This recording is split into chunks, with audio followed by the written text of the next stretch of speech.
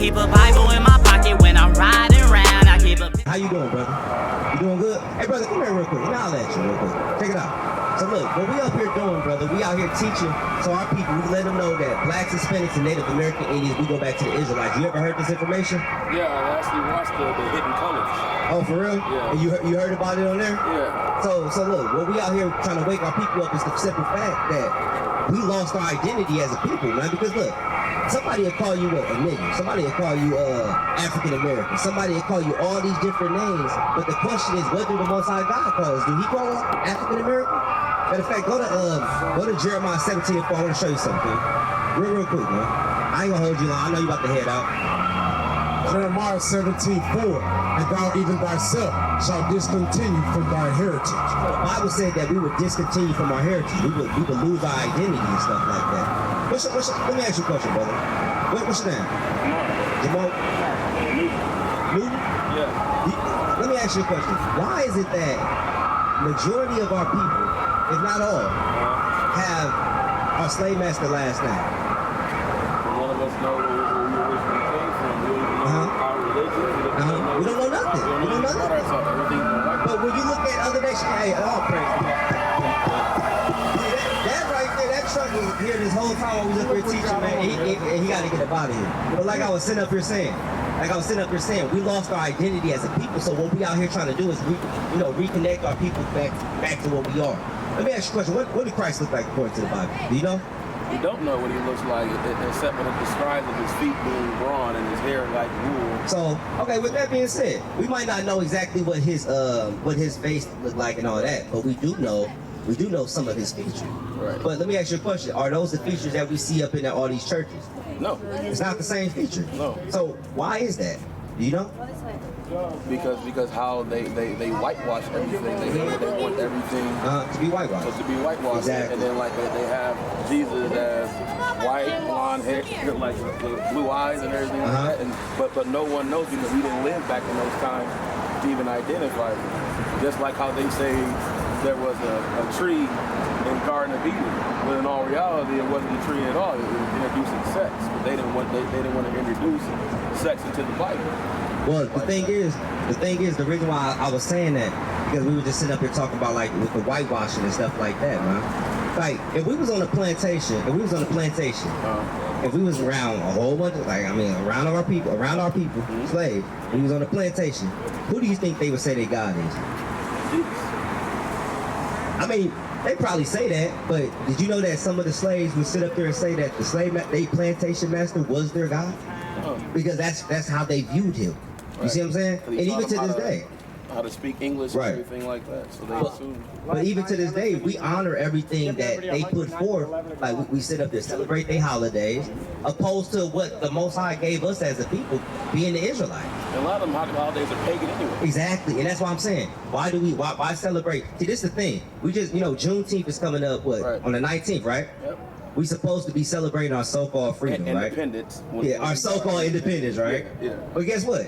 Niggas gonna celebrate that, and then niggas gonna go around the corner and celebrate the 4th of July, which is crazy. That's crazy, bro. You see how crazy that is?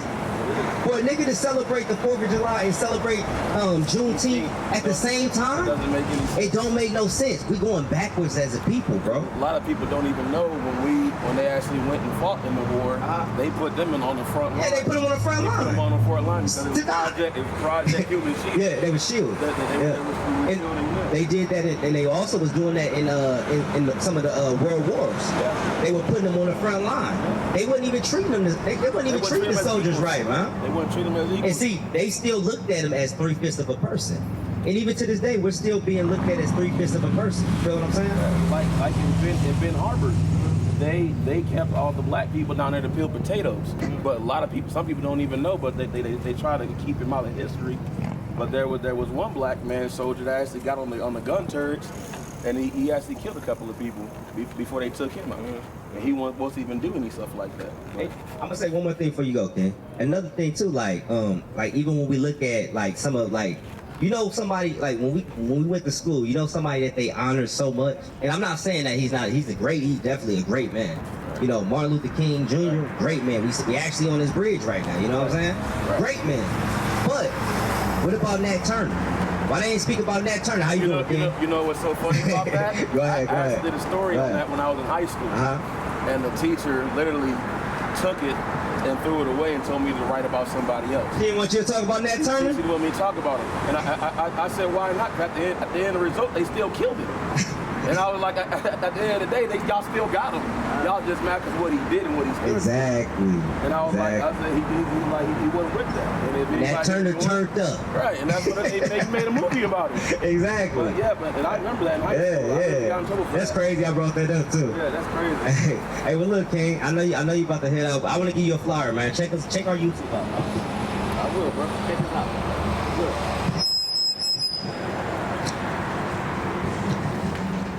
Yeah, check us out, bro. This is our YouTube and stuff right here, down here. Check us out, man, because this is what we do. We come out here each and every week just trying to wake our people up to the facts of who we are, bro. You know what I'm saying? Because they try to hide it. They trying to hide it. They don't want us to know who we are. They try to suppress us as a people.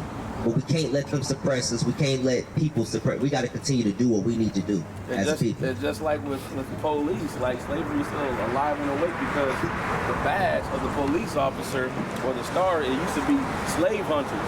And instead of putting a slave catcher on the badge, they replace it with sheriff. Yeah, they had the slave catchers. You're right. Brother got some we rocking. All right. Hey, don't hurt him, King. I'll bump that hurt. All right, yeah. Let's get it, man. Matter of fact, we about to read something that Nat Turner, when we was watching that movie with Nat Turner. Let's read something that he was actually reading. Go to Psalms chapter 149. And this is like one of my favorite chapters, dude. From the top. Psalms 149 from the top. Praise ye the Lord, sing unto the Lord a new song. Sing a new song. And his praise in the congregation of saints. Let Israel rejoice in him that made him. Let the children of Zion be joyful in their king. It says, let Israel be joyful in their king, man. We're going to be singing a whole new song, man. It's not the song that we've been hearing all these years, man. That we ain't nothing but slaves, man. We're going to hear a whole new song coming up, man. And let's see what the Bible is talking about. Because this is what Nat Turner, if you watch that movie, what was that movie called where they had Nat Turner? Birth of a Nation. This is what he was saying. This is what he was talking about up in there. This is that scripture. Verse 3. Let them praise his name in the dance. Let them sing praises unto him with the timbrel and harp. Verse 4. For the Lord taketh pleasure in his people. The Lord taketh pleasure in his people. Let's get it. He will beautify the meek with salvation. Let the saints be joyful in glory. It says, let the saints be joyful in glory. It says that the Lord is going to take pleasure in his people, but guess who the salvation is coming to? It's coming to his people. Watch this. Because what do white people need to be saved from? What do they need to be saved from? What do they need to be saved from? They have everything. What do we have? Ghetto. Nothing. Let's continue. Let them sing aloud upon their bed. We're going to be singing aloud on our beds. What else? Let the high praises of God be in their mouth. We're going to have the high praises of the Most High God is going to be in our mouth. What else we going to have? And a two-edged sword in their hand. We're going to have a sword in our hand. And what is the sword for, man? What is the sword that we're going to have in our hand for, man? Is it for us to sit up there and just be, playing around with it? What we going to be doing with the sword, man? What do you do with a sword? You slice and you dice. That's what's coming. Slicing and dicing. Verse 7. To execute vengeance upon the heathen. We executing vengeance upon the heathen. All these other nations, that's what's coming, man. Vengeance upon the heathen. Vengeance upon all these other nations that had blacks, Hispanics, and Native American Indians in slavery, that had the chosen people and the Most High God in slavery. Vengeance is coming upon the heathen. Let's get it. That's what's coming. And punishments upon the people. And punishments upon the people. Go ahead and take a picture. Take a picture. We fine. Take a picture. You want me to pose? Want me to pose? Oh, it wasn't because of that. Okay, I'm trying to make sure. All right. Taking a picture of the poster. You can take it. You can take one closer. We ain't gonna bite. You good? Come on. Yeah, we ain't gonna bite. You good? Go ahead. But yeah, like I was saying, man, that's what's coming on, man. Yeah, go ahead, take a picture. We ain't gonna bite. We good. I was gonna read it later. Yeah, you can read it later. That's fine. Go ahead, take a picture. Thank you. Hey, no problem. But like I was saying, man, that's what's coming. You know, that's the type of stuff that's coming upon the heathen. It says that a sword is gonna be in our hand, man. Like a sword, man, to attack the other nations that have destroyed our people, man. And you know what? I can't wait for that day, man. Huh? Laugh now and cry later. It's gonna be a lot of tears, man. It's gonna be a lot of tears, man. It's gonna be a lot of tears, man. My brother talking. Verse 8, to bind their kings with chains. We gonna bind they kings with chains, man. Bro, that's a powerful statement, bro. We talking about the kings of the nations, the Donald Trumps, the Joe Biden, sleepy Joe Biden. We talking about binding their kings with chains, bro. That's what the Most High God says is gonna happen, man. He said that the Israelites are gonna bind the kings of the other nations with chains, bro. Chains around their hands, chains around their necks. Chains. That's cold, bro.